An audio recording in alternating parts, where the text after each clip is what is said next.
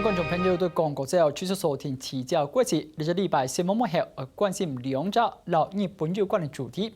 上半场我哋讨论係日本想要賣幾條係在燃嘅食品到台灣來，到嚟日本係想要用乜嘅目的做呢一件事情。今件事情到下半場之後，我哋討論係日本人想安排佢今年去到美國佬川普見面，佢要到嘅見乜嘅？針對兩題主題，今日節目地度為大家邀請到兩屆台灣嘅日本研究專家。提醒我們上屆同我做小編係普京大學日本研究中心嘅何世信何主任，何主任您好。觀眾好，主持人好。各位大家上屆係來自東海大學嘅陳永豐陳主任，陳主任您好。大學陳永豐，大家好。謝謝兩位老師來到節目現場。那其實這一陣子我們在媒體上，我相信很多的觀眾對於這個日本核災食品，不論是它的安全，然後大家的疑慮，我們都討論很多，比較多看到其實是在我們這一面，當然這是我們關心。那我比較好奇是兩位老師長時間研究關注日本，就日本那一面我們所獲得的訊息比較少，究竟日本為什麼？它的目的是什麼？它想要要換什麼？用這件事情來看的話，因為就算這4個縣所賣的這個食品加起來，其實就經濟利益來講，一定是不高的。那日本它這麼做，總有它背後支持它的理由。那當然，事實上，在日本的經濟裡面，哈，這農業的一個出口，那不是它的一個大宗了，哈。但那不過在各國基本上，這農產品貿易都是國內政治很重要的一個部分。那再加上這個日本啊，基本上從3.11地震，再加上福島核災，哈，那他們的一個災後的一個這重建的腳步是很緩慢的，哈。而且日本的災區的一個經濟，基本上它的一個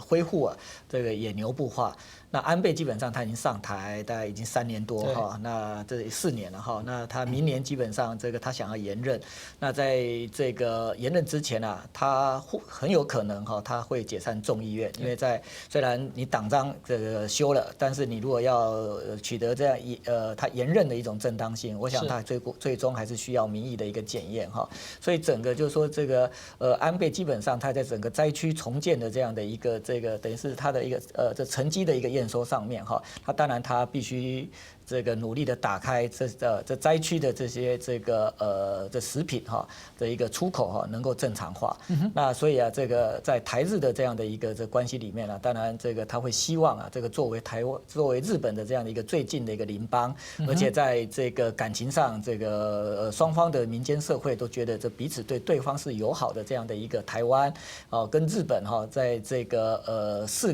個縣哈，現在就是這福島這個之外的4個縣能夠啊。這先期的這個把這個問題給解決掉哈，那當然這對日本來講，這是一個象徵性的一個意義哈。那這也是這個可以對內有交代，就是說整個這個災區的這樣的一個這個經濟啊，基本上哈，這個某種程度上來講哈，這個可以啊，這為恢復常態啊，這邁出重要的一步。剛才主任講到一個重點，就是好像台日跟其他亞洲國家跟日本之間的關係，我們是特別的緊密。我想這件事情連我們的觀眾應該都感受得到，不管是民間的交流，或者是以往我們看到我們有這個之前被日本統治的歷史。我講一點，老師這個理論就是說，哎，我們關係這麼好，所以我們應該這麼做。其實2011年3.11大地震之後，我們用數據來看這件事情。2011年那時候，日本總進口食品的量是18萬噸。那2015年呢？過了4年是25萬噸。這個福島核災，我們不但沒有減少，確實基於台日的友誼，我們也吃了不少，也買了不少。那從這個點來看，我不曉得主任看這一次日本在這個時間點有沒有可能是看準了，哎，新政府上台，因為之前在馬政府陣內他就要推了嘛。那這個時候好像又再加把勁，又是為什麼？大概在2年前左右，日本在台灣的外交的窗口叫交流協會，就開始一直在游說這件事情。那一類的飯局，說不定何教授也有吃過哈，在笑，沒錯，一定吃過。所以類似我啦、何世正啊，這一類對日本特別關心或者是正在進行研究的人都被招待過，座上賓。所以包括交流协会的最高的文官叫秘书长，带着农水省的实际的技术官僚拿了一叠300多页来说明，也就是说，日本人经过了精密的科学性的调查，已经把核灾县市的核污染的有可能性的食品，当成是科学的问题。对，另外一边是当成自由贸易的问题啊。是所以也就是说，我们一直用感情来处理的话，对他们来说没有办法接受。不过那时候当然是马英九政权的时代，马英九政权强调的是大三角的平衡啊，是中国、日本跟美国之间，虽然要有日，但是从头到尾一开始是联合号事件。最后是冲之鸟问题，对，所以从头到尾有日这件事情，在日本方面日本方面不是我们日本方面看来从来没有日过，所以相当程度的意义，2年前已经知道再下来一定不是国民党政权了嘛，对，所以日本方面是完全的在等民进党上台湾。只是民进党在从执政到今天，决断力事实上是有问题的，各式各样的问题啊，内政的、外交的，还有包括跟中国大陆之间的关系，方向不定啊，所以相当程度日本方面等的相当的焦急，所以不耐烦了，不耐烦。所以也就是说，选前跟日本之间的，不管是不具体的协商的内容，或者是近来已经实际取得政权，跟日本方面的直接的交涉，答应日本方面的都没有办法实践，特别是这个，而且因为日本是重视国益的一个民族或国家，所以不管是现在在野的。现在也叫民进党哈，日本的民进党，以前叫民主党，一样也是2年前左右，野田佳彦带着就前首相带着5名左右的参众议员在丽晶酒店，现在在金华酒店嘛，是金华酒店演讲，那个是前副总统萧万长先生邀请的，何世胜老师也在现场，我也在现场，所以那个时候已经在野的民主党也是为了核灾食品的输入。他是千叶县选区的人，是带来的全部是千叶县选区的，就是这次的其中一个。没错，所以那一件事情是日本的朝野对于日本的国民的一种非得做不可或非得表态不可的事情，他们把它放在最前面。所以对于日本而言，如果这件事情没解决了，没有一个定论，没有一个方向的话，台日关系没有明天。那我这样子问，老师都导向政治层面，那就政治层面，其实我们也听到一些说法，比方说，这个市场凝注日这个等路说，是不是这就是我们要带去的等路，或者是渔权交换说，那还是台猪讲农业，台猪是不是有机会卖到日本去？就政治层面，这次2位老师怎么看？如果是一个交换，是一个 bargain， 是一个 negotiate。我们可以拿到什么，或者我们应该得到什么？当然，这个在日本，刚刚永丰老师讲，他把它当成这是一个科学的一个问题了哈。不过那个基本上在台湾，基本上从马总统当时事实上在马总统当时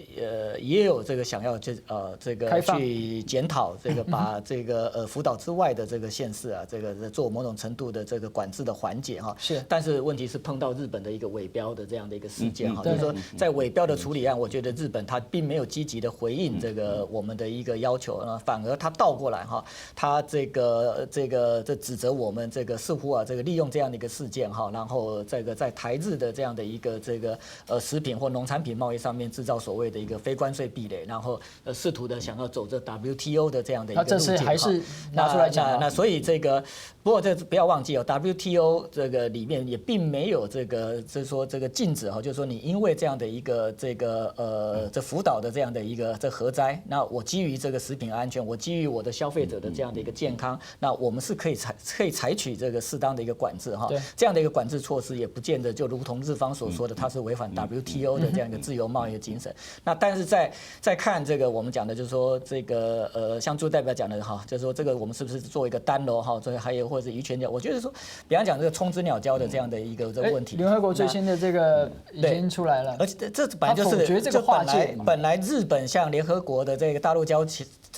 层的这样的一个界限委员会所提交的这样的一个主张，并没有被接受，所以这个基本上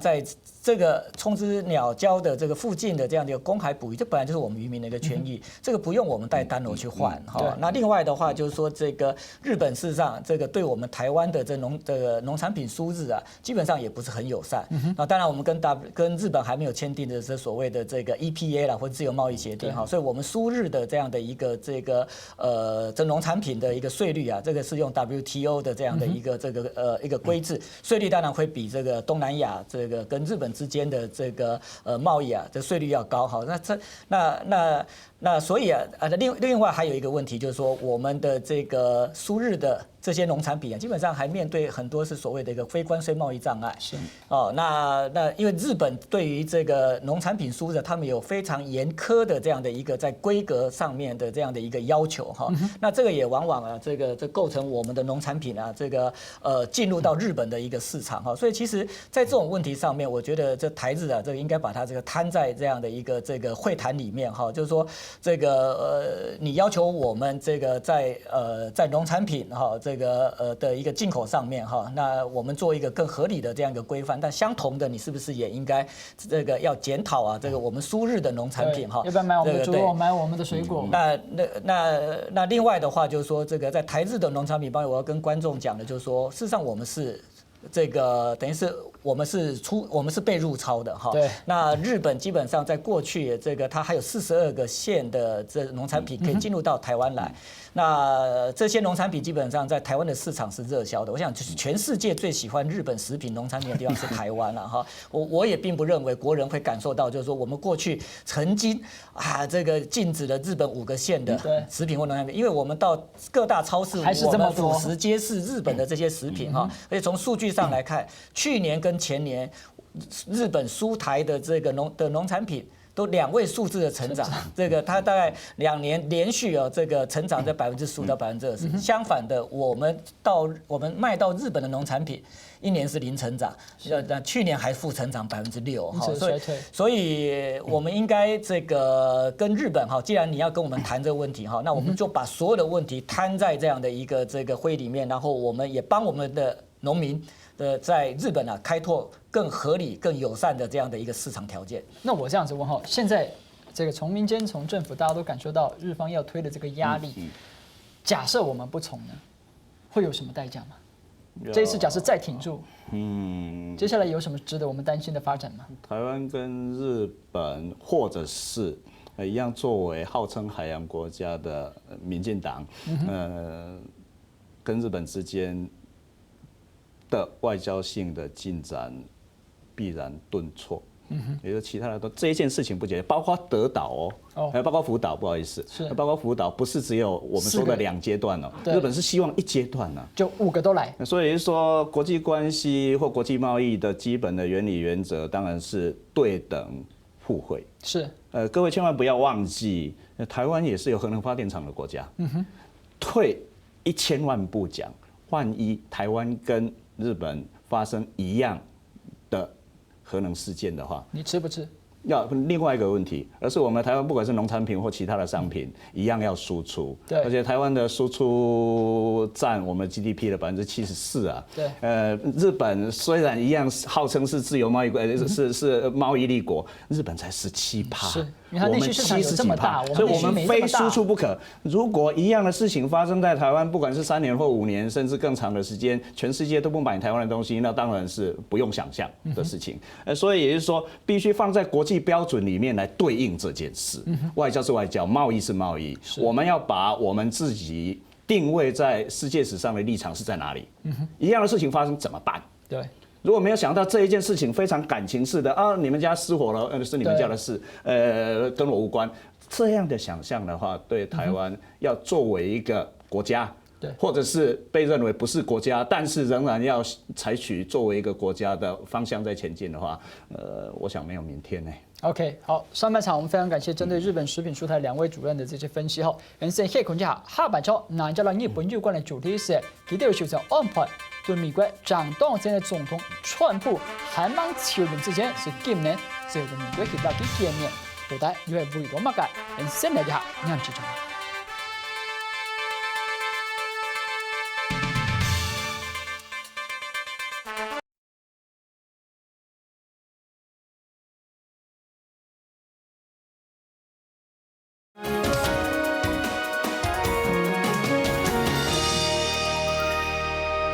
歡迎大家進到討論現場，下半場來看到係日本嘅選手安排戰勝對記得美國嘅總統還蠻前之是背起了個見面，到底都個金馬嘅老師安倍急什麼？這個剛剛就問得很好哈，安倍在急什麼？那當然，這個我想安倍這麼急的想要見川普，這背後也暴露一個原因啊，川普的當選確實在這個日本對美外交的預想之外哈。那如果這樣的一個這個當選人是他們這個在選舉的時候，基本上就已經可以預想得到，而且他對跟他之間的這樣的一個互動這個也有這個建立了這彼此的這樣的一個默契哈，甚至於對未來的這個他的一個主政哈也有一定程度的一個了解的話，那我想安倍啊這個不用啊這個這麼急的想要跟他見面。就直接去 APEC 就好，還要地拖到美國去。那他提前出發然後而且我想他這一次到 APEC 他並不是他的重點哈，他這次應該只是這個順便到 APEC 哈，他最主要應該是要到曼哈頓這個對跟川普啊這個吃個早餐那跟他早餐的約會，那跟他培養着私人的一個情誼那可見啊，這過去這個日本自民黨或者安倍他個人啊，這個也並沒有跟川普這個候選人哈或過去啊，這個日本事實上日本是個四大主義，他這個可能在對美的一個交往上，但我並不認為他完全放棄共和黨了，因為共和黨過去基本上對國會還是有他影響力哈。但是在這個對美外交上面，我想我們也不用否認，這日本他把重點，而且這也是日本的習慣這個他一定是會加碼這個執政黨哈，而且可能他也認為啊，這樣的一個執政黨在這個今年的選舉裡面將會繼續執政哈，那所以這共和黨的這樣的一個上台啊，那應該那是超乎這安倍的這樣的一個想象啊，所以這個有媒體的標題啊，就是說啊，這個嚇壞的安倍是急得要見川普啊，我想這個標題下得很好，嚇壞的安倍。來就嚇壞這件事情，究竟選前川普的哪些言論或是他預想的政策讓日本被嚇到？當然是貿易上的保護主義，另外一個當然是。對我來說的定義的話是新保守說從雷根的新古典派，到布希的時候的新保守，現在的川普簡直已經是新，或者是如果用日文話，是超級新的保守，所以因為是新出現的東西，所以大家沒有辦法對應，特別是日本，就像剛剛何教授提醒的，也就是說日本的官僚統治。基本上是在想定裡面，在預想裡面的事物對應得非常好。對於 surprise 他們就沒辦法。像3.11核災啊，那種從來沒有發生過的事情非常難對應。這個最近有一個電影，但是台灣人當然看不懂或不太關心，叫《新哥吉拉》，正宗哥吉拉。那完全在看起來好像是在怪獸電影，但不是啊，是完全在說明日本的官僚。或者是政治人物的系統的大破綻，對新的事情沒有辦法對應，或者是緩慢，讓哥吉拉一直進化。但老師都強調一件事情，新的東西，其中一個你講到貿易的保護主義，就講 TPP 好，可是 TPP 大家不要忘了，是一個原本就不存在的東西，所以既然是原本都不存在的，那對日本而言，他擔心什麼？這一樣是官僚主義的數學的計算。TPP 加入，雖然本來以前的民主黨或者是自民黨內部也採取保留的態度，各位千萬不要忘記這件事。首先提出要加入 TPP 的是菅直人啊，一樣是3.11核災那個首相，首先提出那個，但是民主黨裡面大反彈，自民黨裡面因為當時是反對黨也反對啊，甚至安倍執政之後，自民黨再來仍然分成兩邊，贊成那一邊跟不贊成那一邊。不過經過官僚的數學性的計算之後，認為這個當然沒有發生認為會提升日本的 GDP 2.8%。這2.8%超級非常大，對日本這種已經是零成長的世界而言，連安倍上台到今天4年，要讓那30之間都做不到，要讓物價漲2%不可能，都還沒有，對，做不到的，所以不是安倍3支箭可以解決。沒有錯，所以在這樣的情況底下 ，TPP 被日本認為是再度提升經濟或者是經濟重整的唯一的解藥。所以現在這個解藥，假設美國不給他吃，安倍自己說，那我們日本來主導。如果說數學計算在日本的官僚裡這麼厲害，日本有能力主导 TPP？那不可能啊，因为按照 TPP 的规则的话，其实美国占整个 TPP， 它虽然是从国家数字来看1/12，但是如果是从这个 GDP 的占比来讲的话，这美国占了60%。没错。那如果美国不签署11个国家，这个美国这个它国会不通过11个国家皆完成它的一个国内程序的话，TPP 也不能够启动啊，因为这个 TPP 的一个规则里面的话，必须要达到85%，所以如果美国不点头的话，TPP 形同被 deny。那所以这个东西当然会牵扯到这个安倍经济学了，因为安倍经济学其实未来安倍知道啊。他如何被盖棺论定，或者是说他可不可以看到2020年的东京奥运，这完全取决于这个他的 Abenomics 不能够继续走下去。我相信他能看到，但不是你首相看到。对，但是他的 TPP 如果没有了。基本上，安倍经济学的第3支箭基本上是空的，就是像刚刚这个我们永丰老师讲的，日本它基本上它的如意算盘是，我把我的CPI 消费者物价指数推升2%，但是我的经济成长拉到3%了。如果没有 TPP 的话，那日本基本上它的第3支箭里面的一个所谓的一个构造改革是没有办法去让日本的经济再活化，然后去达到那个3%的这样的一个成长。那定的那整个这个安倍经济学啊，它可能是要失败收场。那另外一个就是安倍基本上他的一个外交政策。那它也是建立在整个，事实上 TPP 也是再平衡一部分，但是整个现在的一个川普上来之后，我认为这个再平衡是不是应该不用这个考虑的这再平衡这样的一个政策是不是会被继续？或许希拉蕊上台的时候，这再平衡。会被修正，但是不会改弦更张。但是未来川普的这样一个新的亚太政策是什么？我想对日本的外务省或者是对他们的这样的一个防卫省的官僚来讲的话，他们可能到目前还是雾里看花。这个陈主任在我们节目里不止一次提到，日本不是一个正常的国家。就从这一点来讲，你一直提到日本对美国的依附，造成了现在这样的局面。那川普上台，他的保护主义，他的自我重视主义，会不会反而让日本有机会正常化？是有这样的可能，但是做得到或做不到。比方说，他说好，你要我协防，你就多付钱，或者是基地，我就不要在你这边。美国的内缩如果成为事实，但是在我的看法是不会成为事实了，因为再来美国方面也会有新的计算。那各位千万不要忘记哦，一样是保守主义。布希或者是雷根是外扩的，是。但是现在这样的超级保守主义的话，新兴保守主义的话，反而强调的是内缩跟保护。各位千万不要忘记，前面是往外面的，对，或者是没有极限的推动自由贸易，对不对？这个大家记忆都还在脑袋里面。反而在今天的一样是共和党，不过另外一个意义是，川普这一次同时打败了民主党，也打败了共和党哦。所以明明是共和党，但是不一定是共和党，所以跟国会之间的关系看起来全部都是同一党，这很少见哦。美国是分裂的机会多，但是一致的机会少。所以再来或2年后的期中选举是什么样，也可以继续关注下去。所以不断的出现法夹弯，大概是可以预期啦。就新的计算出现之后，不一定能够照选前的说法去处理，比如说跟墨西哥之间的关系，那是 TPP 的加盟国哦，要盖起围墙，但是欧洲在拆围墙。另外一边对于伊斯兰教教徒要用沾了猪血的子弹处死，呀，这个有画面的，是这个全部是电影的画面。但是讲出类似这样的话的人，成为世界上的物理性力最强的国家的主导者，或者是拥有了核子武器启动的密码，这不吓死人才怪。另外 TPP 当然虽然大家一直强调它的经济性，但是对我来说100%的政治问题啊。也就是说，美国要把太平洋内海化的确实的实践了，所以与其说经济，不如说政治，所以在这一方面的话，日本不具有主导的力量。另外一边，美国的内缩一直被提出，或者是变成日本人的担心的话，日本呢是一个非常具有危机感的民族，所以今天之后或者早就已经开始了，比如说跟川普的对话，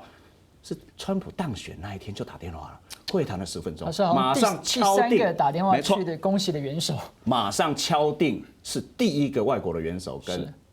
美国的总统的当选人的会谈，而且本来预定是1个小时。结果讲了1个半小时左右，所以表示日本的外务官僚在这一方面也算达阵。那个能力真的超强。是，再来应该做什么，或者是转向，那个方向盘，对，左转右转，非常的快速，或者是不犹豫。对，这个跟蔡英文政策有点对，决断力非常的强。也就是说，本来的大资料、大数据全部在外务官僚的手上。特别现在的日本的国安会的秘书长叫谷内正太郎，基本上所有的日本的外交事务，让安倍地球绕了好几圈，4年内全部是旧或现任的外务官僚的主导。安倍只是在照念稿，我还看过一个就是小报透露出来要耻笑安倍的那种报道，也就是说在国会里面的答询呢是完全照稿，上面还写括号喝水，画红线强调。OK， 所以也就是说是一个非常非常成功的官僚系的是有剧本的。好，假设不要只看日本，那安倍上台，我们看出就是如果是川普的撤出亚洲，对韩国、对中国、对我们亚洲会有什么变化？事实上，对日本来讲，我想它最主要的还是要先稳住美国啦。所以是川普的这样的一个政策，当然对安倍来讲是一个极大的挑战。那所以他这一次，我想这个他去急着见川普啊，我想他想要表达就是希望能够这个强化美日同盟，然后借着美日同盟的这样的一个强化，把美国就留在东亚。但万一如果美国这个他真的这个就是从东亚这样子是后退的话，那当然对日本来讲，他怎么办？但他有2个选择，就是第一个，这个就是说他强化他自己然后就像刚刚这个你说发展核武吗？修宪吗？这盛元兄，这个你刚刚讲的，就是说由日本来主导东亚，但是这个我想，你把中国放在哪里？这永丰讲的他做不到，所以他只有另外一条路，就是改善中日关系。那所以当他要改善中日关系的时候，那当然这会对我们台湾这个跟日本的关系，以及台湾跟大陆的关系，会形成很大程度的挑战。而且这个挑战，我想